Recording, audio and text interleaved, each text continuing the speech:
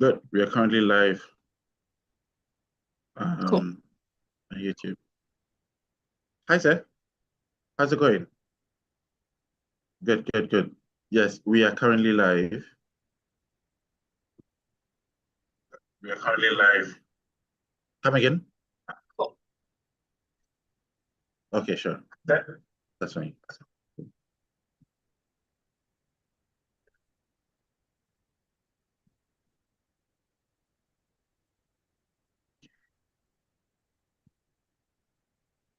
I forgot to mute myself. So, so I think what we have to do is we are going to cut that off. Yeah, we're going to cut that off. Yeah. So yeah, Christian will be joining us shortly, and then we will start the conversation. But the good thing is we are going to be cutting the video just so that we can just carry it from your conversation, Mhm. where your conversation started. Yes. And so, yeah. Yeah. So Um, would you be there tomorrow for the pitching?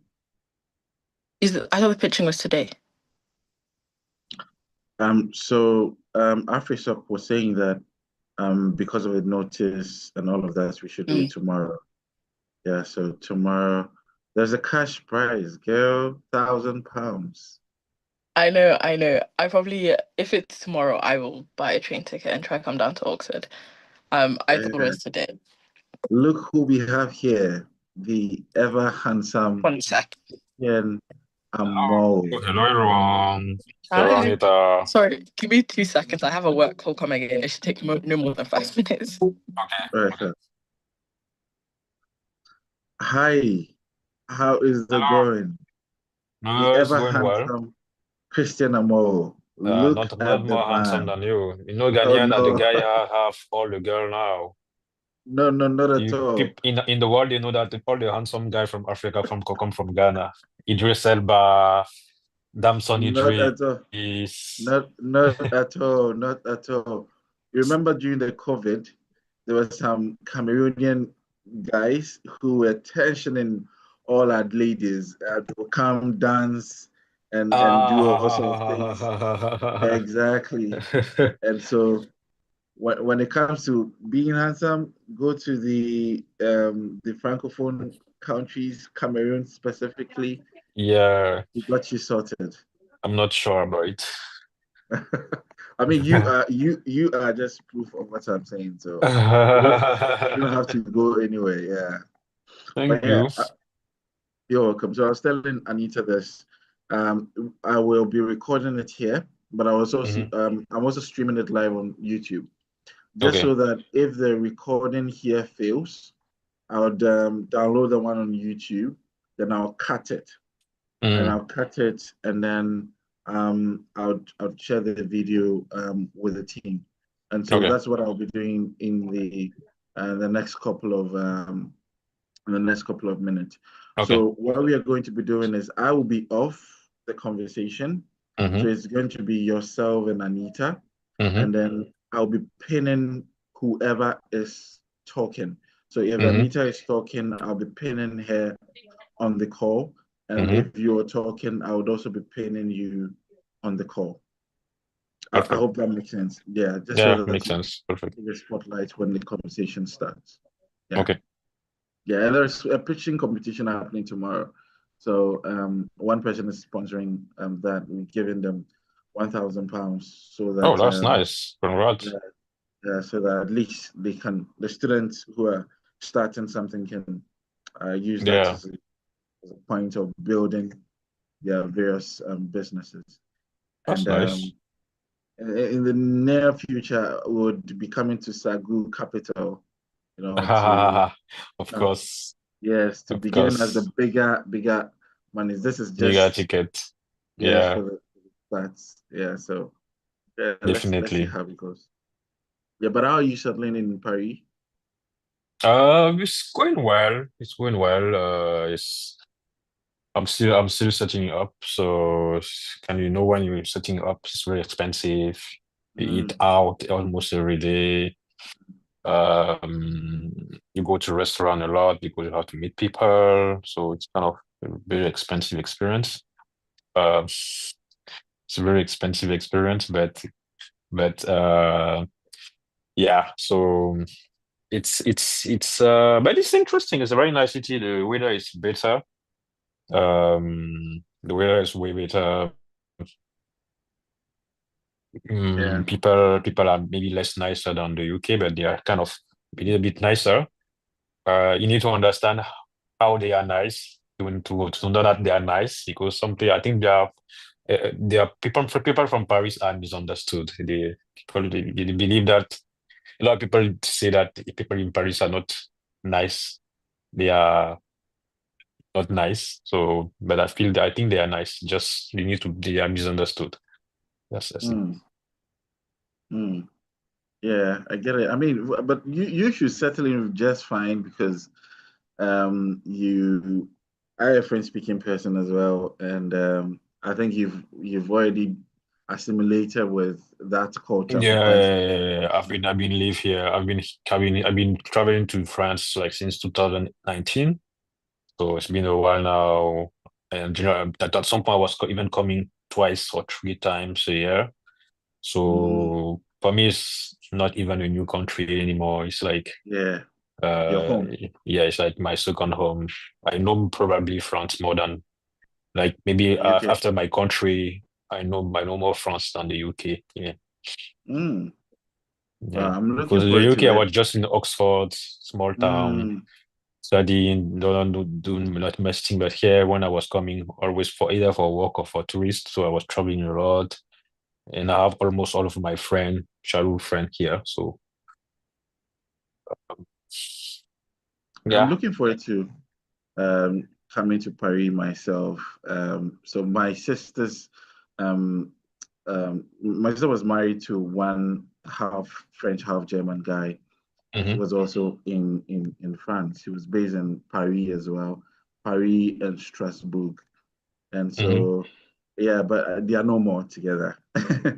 If not for that, I'm sure I would have been always trooping in from Yeah. France, Ghana, and all of that. But I made it a point to start learning French at a very, very early age, a very, very early Mm. age.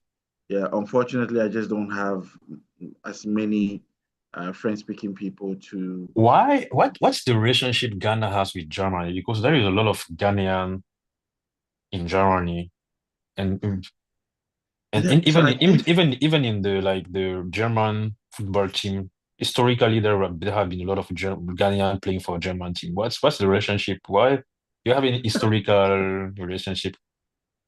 I think Ghana has a very good history with Germany, actually. I think Mm, after the Second World War, I think historically we have built some form of relationship with them, mm, and we had so many of our people living, because um, France was more of a French-speaking country, and they were mm, paying more attention to Francophone-speaking mm, countries. mm, Germany being a close ally, having English as a second mm, language was also more open to other African countries. And Ghana positions itself as one of these top African countries. In terms of geopolitical mm, presence, also, it positions us to be, friends of such countries. But I mm. think in the early 90s, we had so many of our people going to Germany, so Germany. many of them. Mm, Yeah. And so I think if you take America out, Ghana and Germany has a very good relationship. And even mm, now, with the emergence of GIZ, it mm, has even come to strengthen relationships in terms of trade relationship, mm. economic, social impact, among other things, through the GIZ. So I think it's just for some funny reasons, persons who couldn't go to the States or the UK had the opportunity to be in Germany. Mm, And I think Germany's young population isn't that high as well. They have a very old population, more than the young population. I think it's also some of these things that attract Ghana for that matter. So yeah, if you know Ghanaians, you hear we say boga a lot. Boga, boga, boga. I don't know if you have heard Ghanaians say that boga, boga. Have you heard that? No. Oh, so we say boga a lot, and that's someone who is coming from outside the country. So we call our diasporans boga. So someone like you, if you are coming from the diaspora, we will call you boga. But let's continue our conversation later. Anita just joined, just so that I would not keep you too waiting, because I know you are very busy people. The president of Oxford Union, Anita Okunde, amazing young lady. And when I spoke to her about you, Christian Amo, being the guest speaker for this, she was so excited. She was like, I know Christian. I know Christian. I'm so excited to be doing this with you, and I think it's one of the reasons she was a part of it is because Christian was going to be here, and she was going to be having a conversation with Christian. And so at this point, I'm going to be going off and then be giving you the platform to have a conversation. And so, Christian, this is your moderator, Anita Okunde. And Anita Okunde, this is your speaker, Christian Amoro. Thank you so much for having me. Yeah, it's obviously lovely to be in conversation with Christian, who I consider a dear friend, but also he's the investment director for Ring Africa. So thank you so much for taking the time out of your day to have this conversation with me. Do I need to repeat myself or can I just continue? Sorry? Sorry, the recording just started. I just wanted to know whether I should start from the beginning or Yeah, maybe you should start I again. would. Cool. No, thanks so much for having me. It's really, really great and exciting to be part of this conference. And really excited to talk to you, Christian, obviously someone I consider a very good friend, but also the investment director of Ring Africa. So thank you so much for taking the time out of your very busy schedule to have this conversation in what I hope will be a very inspiring and productive conversation. With the theme of the kind of like summit looking at entrepreneurship specifically in Africa and the diaspora, a lot of my questions kind of center around that and what we think the market is looking at right now. So, for example, the African kind of like tech and startup ecosystem has matured quite significantly beyond the kind of classic narratives of youthful population or mobile money penetration. What specific on the ground signals are you seeing that indicate a market that is truly ready for scalable venture capital, and how does your firm differentiate its investment thesis from the other growing number of funds in the continent? Okay, thank you very much for the question, and the question is very interesting. I think what signal I've seen on the ground that showing that Africa is growing as a market on venture capital. I think the first signal is for me the I would say the size of the fundraising. You start to see a lot of companies in Africa raising like huge amount of money. You have Mindpoint in Nigeria. I think we just recently raised 200 million and was ranked in the Times as the most influential company in the world. So that's for me, it's kind of start to be a signal. Maybe the other signal is, it's people who makes companies. Generally, people tend to forget that companies are built by people.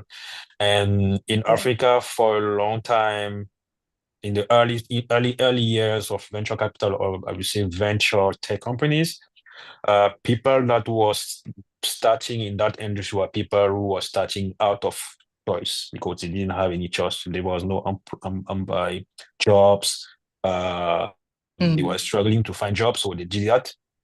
So they did it without a lot of visions. So that was the first generation of founders. A lot of them failed. A lot of them didn't have vision. And you have the second version of founders who are mostly, I would say, foreigner who was coming to Africa, starting companies with the international experience. Some of them, or a lot of them, succeeded. And we start also to have more on the ground people coming back from the diaspora coming back to Africa, starting company with local people, especially in Nigeria. I think you have Andela, which is like one of a unicorn in Africa, which was started by someone who came back from the US and started the project. So you start to see a lot of different type of entrepreneurs, different generation of entrepreneurs. And from what I've seen is that the best combo is generally people, a company that have for like either a foreigner and a local, either someone from the diaspora and someone who grew up and work in the continent, because they can share both the different like different perspective. They can mix those different perspective. So for me, seeing a lot of African going back to their home country, especially in countries like Nigeria, Ivory Coast, Kenya, Senegal, for me, that's a good signal because you have the quality of founders that are increasing, and you have a good mix of international standard understanding of venture and technologies with knowledge of underground in Africa that are mixing together to start companies. That's also for me a good signal. So that's for example, why you have a lot of company, for example, in Africa, either in Francophone or English-speaking Africa, being accepted to Y Combinator, which is the best accelerator in the world.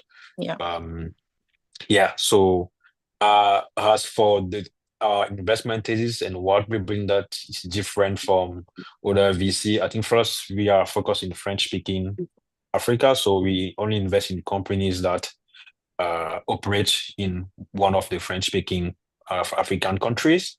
That's the first thing. The second thing is that we are a European venture capital impact fund. So we are already based in Europe. We have 3 funds already operating in Europe, with 2 additional funds coming next year. So we have a huge ecosystem, a huge portfolio, a huge know-how in Europe that we will mix also with the African expertise, which is me, my team. We have African expertise. We blend our understanding of the ecosystem, leverage our ecosystem in Europe to bring that know-how, and also invest in company in Africa. So that's you don't have a lot of VC that have that. You have generally other local VC that are pure African, or also have international VC, but just focus on Africa. So you don't have a lot of, and you don't also have a lot of VC that are specialized in Francophone Africa. So that's what we bring, and yeah. Yeah, thank you so much for such a thorough answer. You touched on quite a few points within your answer. I wanted to first initially, one of the kind of like conversations you had was about basically the idea of kind of like startups, and especially African startups, being quite personal in terms of the person behind the actual company. And I think in a lot of kind of the startup conversations and kind of like stories we hear about, at least in this generation, it's a lot of people selling their story and selling their lived experience as part of the problem they're trying to fix. What do you think, in terms of someone who's looking at startups and investing in startups, how powerful do you think storytelling is in the startup process? And how do you think it's best leveraged for people who are getting into building their own startup, or people trying to work on kind of like the narrative around their startup? Yeah, that's a very good question. I've attended, I just forgot the name of this billionaire. When I was in Oxford, I attended one investment committee. I think the name is Mike Timon, something like that. He's American billionaire. So I attended investment committee with him. He was the president of that investment committee. And he said something that I will just repeat here now is you cannot easily be a good founder, tech VC from tech backable company founder, if you're not a good storyteller, if you're not good at selling things. So that means that building a good narrative, building a good storytelling, being able to sell it to people, like, is crucial when it comes to venture capital backable company, in the sense that you need to raise funds. And before even having your first customer, before even building your MVP, a minimum viable product, you need to have people from all around, like from your close cycle, investing in your company. And if you want them to invest in your company without you having even a proof of concept, you need to be able to convince them to invest in your company. Yeah. That's where being able to tell stories, be able to share your vision is very crucial. And even outside of that, you have a proof of concept, you have um, a minimum viable product. You still need to convince other investors to invest in your company. You need to convince even some key talents to join your company because some of them will join your company without taking a cut in their salary. And for them to do that, they need to trust in your vision. They need to trust in what you are building, and for them to trust that, you need to be able to tell them the story, a good story. Doesn't mean you have to lie, because I've seen also that in the market where people they are too good in storytelling and they end up lying or sharing not accurate information. It doesn't mean you need to be like that. For me, it's just being able to share the truth with good words, with enthusiasm and in an optimistic view. That's how I see. But also being honest in the way you share information. If there are risks, you should speak about the risk and share on how you think of addressing those risks. Yeah, so it's very crucial for someone who want to start in that industry. Yeah, no, thank you so much. I think that's very good advice for anyone who's looking at how they're building out their own narrative. Moving on slightly in terms of what the next wave of investments look like. While we're seeing still a lot of fintech firms remaining dominant, what do you think are kind of the most compelling, under the radar startup opportunities right now?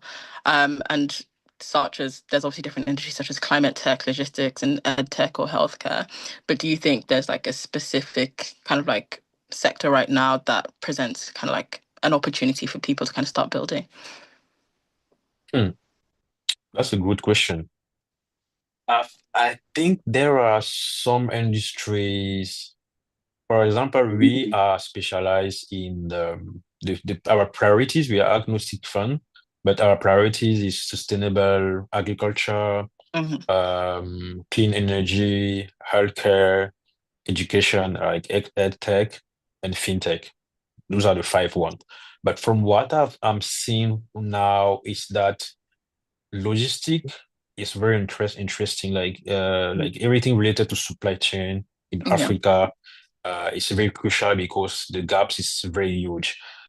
And people also feel like there is too much fintech company now in Africa. But the reality is true. Like most of the company exiting, succeeding in Africa are fintech. But there is still a lot of gaps. Like the market is still very inefficient. The bank are not innovating.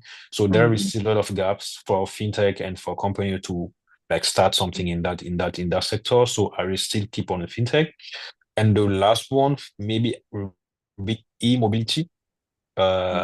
Because sometimes people think when they think about e-mobility, they just think about like electric cars, but they forget electric two wheels, which is like in some African countries can have a good impact and can be big opportunities, especially when you resolve the access cost issue.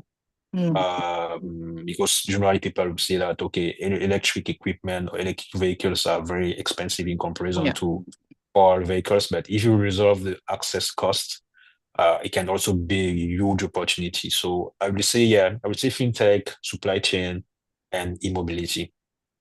Yeah, no, thank you so much. I think one for budding entrepreneurs to look out for in terms of what they're building and seeing how they can best align with what the market actually is looking for. And kind of like coming back again, something you said in your first answer around the diaspora and the idea of how people from the diaspora kind of like engage with entrepreneurship in Africa. Obviously, the African diaspora is a massive source of capital and talent, especially for the African continent. But beyond kind of like giving the money and writing the checks, what do you think the most effective model that you've seen is for engaging diaspora investors and also engaging like a partnership between the African diaspora and the African continent? That's a good question. From my experience and from what I'm observing now, African diaspora, you have two type of African diaspora. You Mm. have one group that plan to go back in Africa and that want to go back in Africa. And they are just Yeah. looking for the right opportunity, the right idea, the right job opportunity. And you have a group that don't want to go back to Africa. They want to stay in Mm. their country, live their life, but they still feel connected to Africa. They still want to contribute to something in Africa in one way or another. So depending on which type of uh, person you have of the diaspora person you have in front of you, what you can get from him is different. Mm. What I've learned is that people who don't want to go back generally, they either want to just invest money Mm.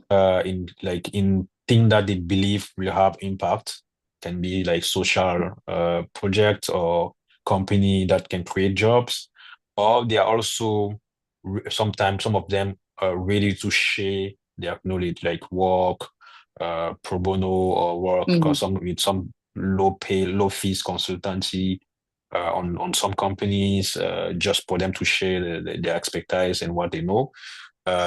So I've seen both of them, and some of are also even sometimes ready to share their network, Mm. share their knowledge. So that's from my experience. That's generally what you can see. But you also can, for those who want to go back, generally they just, as I said, just look for the right opportunity. So you can find your founder generally among them. If you want to co-founder in a company, generally if they feel like your company is interesting and feel like they can share the risk with you, they're ready to go back. Mm. But for those who doesn't want to go back, at least in the short term, generally it's mostly their expertise, the network, and their money.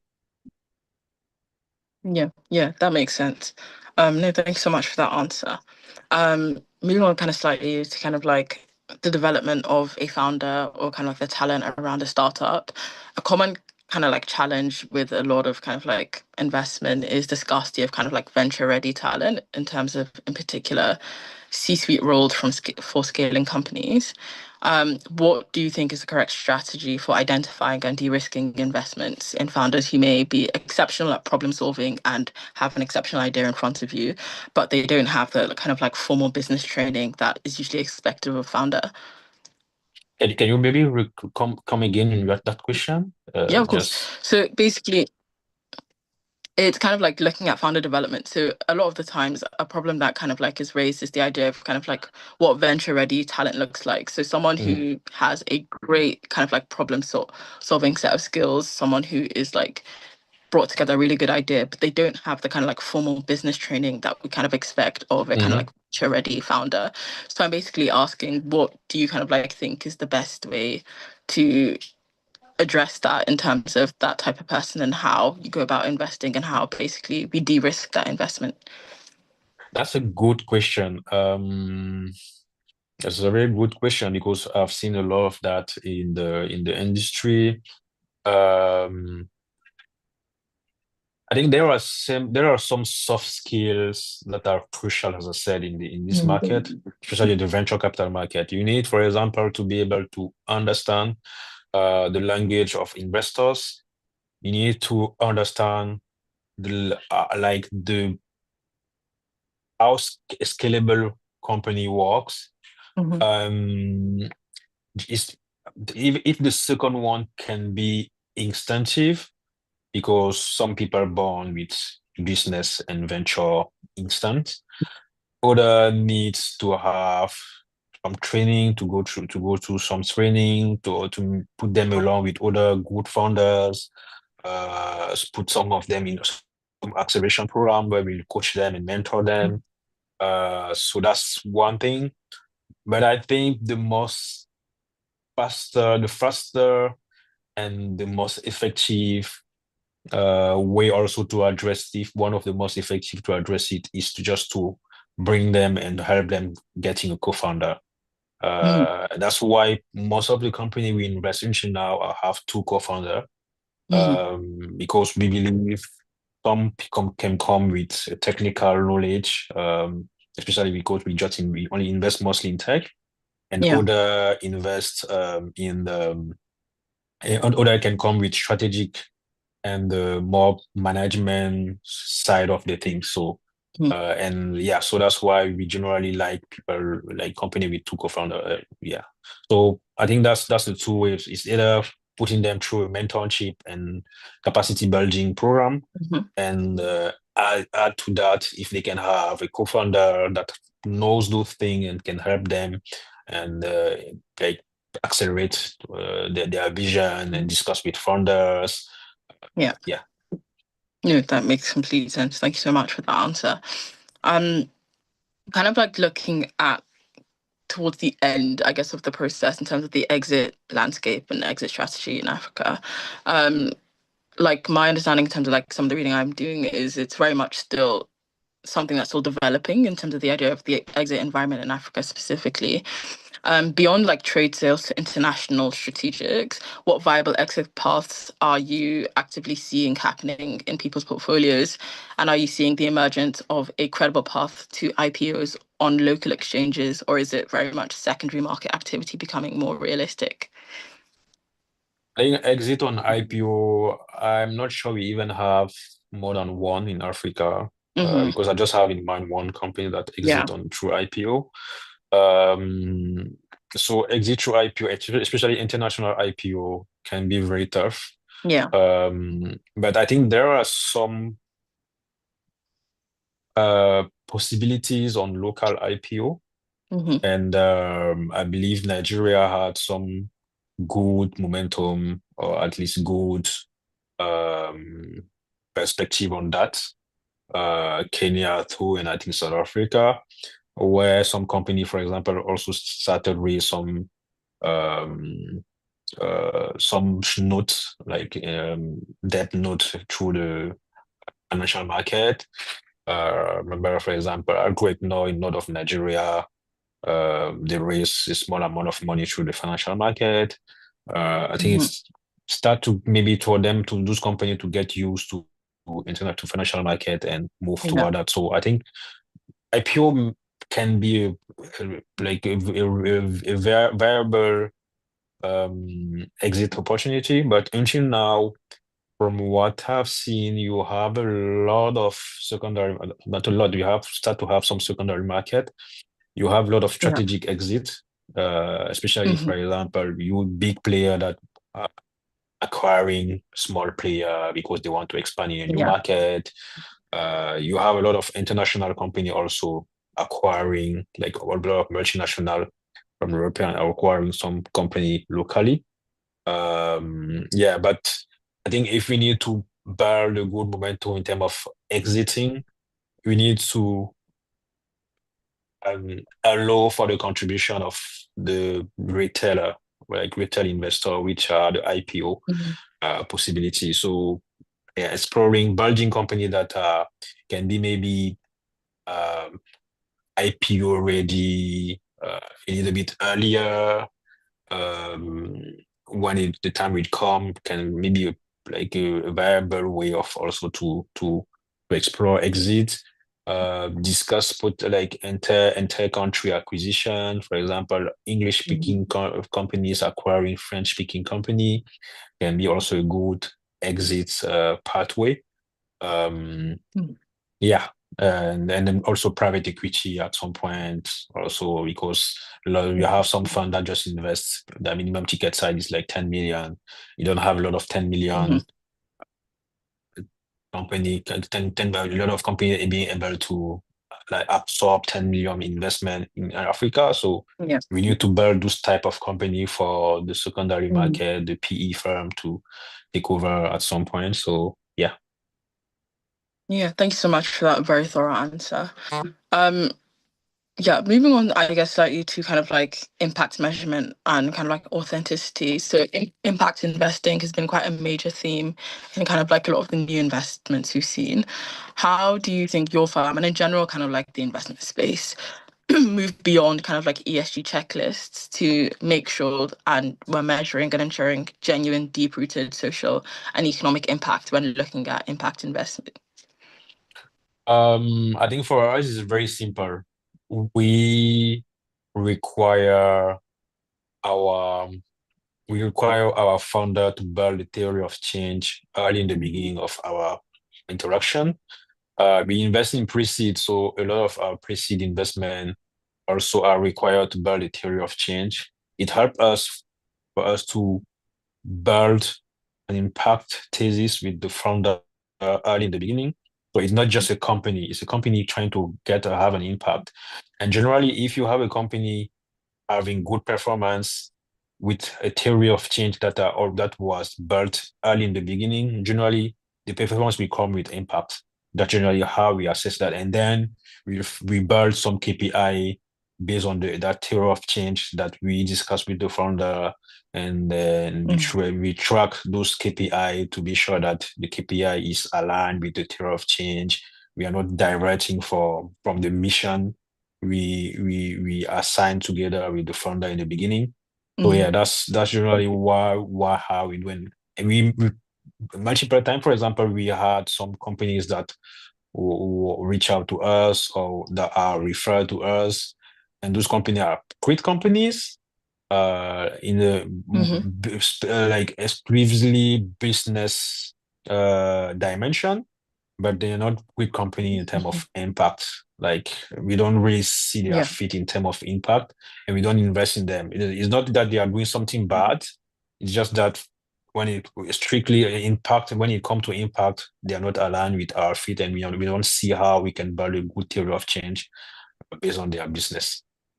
Yeah, that makes complete sense. And quite interesting to kind of see where the investment space is going regarding impact. And kind of shows that storytelling, of course, as we discussed in the beginning, is a large part of that. Something for all kind of like startup founders or people kind of like building to keep in mind. Moving on, I want to speak, I guess, the role of kind of like corporate and development capital in terms of how do you kind of view the intersection of traditional venture capital with development finance institution funding and corporate ventures? So do you think their involvement is a net positive that provides patient capital and de-risk investments, or do you think sometimes it creates misaligned incentives for high growth startups? That's a very difficult question. I'll be honest, because you don't have a lot of corporate venture in Africa, at least for now. I think you have some small company that are doing that, especially telecom and some bank, I would say, but you don't have a lot of corporate venture. And the development finance companies, some of them kind of work as like traditional company, except the one that are giving generally debt, because you have a lot of development finance companies that have like a financial institution service that gives specifically debt. For example, for fintech, we have a lot of fintech receiving those like working capital from development finance, and I think that's very important because those fintech venture cap like traditional venture capital fund are not very good at providing working capital to companies. And the banking system doesn't really understand generally the technological company when it comes to providing them working capital. So having organizations that have a specific program that provide working capital to technological company at a low cost, it's also very, very, very important. It helps them to progress and to build some specific program and to generate some profit. That profit will allows them to grow further and also to discuss with other investors. So I think for me, it's a complementary job that we are doing. Each of us has a role to play. We are taking a lot of risk because we are early in the beginning. Some development finance institutions also take a lot of risk because some of them even invest in some venture capital fund as us, which is great. And as soon as we push the company forward, you have other players that come with venture debts, concessional debts that help those companies to move forward. Yes. Yeah, no, thank you so much. I think that was a very good answer to that question as well. So my last question before I leave you to go about your day, is looking at the next decade of investing in Africa. So looking ahead 5, 10 years, what single policy change, technological shift, or demographic trend in Africa has the potential to most dramatically accelerate the growth of the startup ecosystem and unlock the next wave of institutional capital? The answer for that is like the easiest one. Maybe that's the easiest question you asked me today. I'm not saying you just wanted to ask me difficult question, but uh, I think for me the political decision or the strategic decision in Africa that might change everything is the market, like the ZLECAf. You see, like that having breaking all those frontier, regulatory, physical Mm, frontier, technological frontier that we have in Africa. I think if in the next 5 to 7 years, even just regionally, like in just West Africa, the road they are trying to build from Abidjan to Lagos, building infrastructure that would allow easy communication between Nigeria and Ivory Coast. Um, I think it will change everything because it will give access to markets to do startup. And generally, investor when they see market, they come mm, because they like just for them imagining the size of the market for them is already a good answer, and it attracts a lot of investors. So yeah, the easiest is just moving toward that unique market mhm. in Africa. Yes. No, yeah, that sounds great. But no, thank you so much for spending the last 30 minutes with me Oh, talking a thank lot. you. It was a pleasure. Yeah, no, I really appreciate it. You speak like a venture capital investor. Not quite yet. It's it's quite interesting to get to ask a lot of those questions, especially as someone who's currently kind of building my own kind of like startup. It's very interesting to kind of like have Yeah, that conversation, and hopefully for people who are also building, they can listen to this conversation and take some tips, take some notes about things they may be missing from their own kind of like building regarding narrative storytelling and what investors are actually looking for in terms of yeah. what the biggest industries are right now. So thank you so much for taking your time and speaking to me about it. And to all those who are watching this at the Cleva Summit, thank you all for attending. Thank you all for listening to this as well. And we hope to see more productive, fruitful conversations throughout the summit. Thank you all. Thank you very much. Thank you for the question, and thank you for the Clever Summit teams for inviting me to this discussion. Was very enriching. All right. See you guys. See you. Bye bye.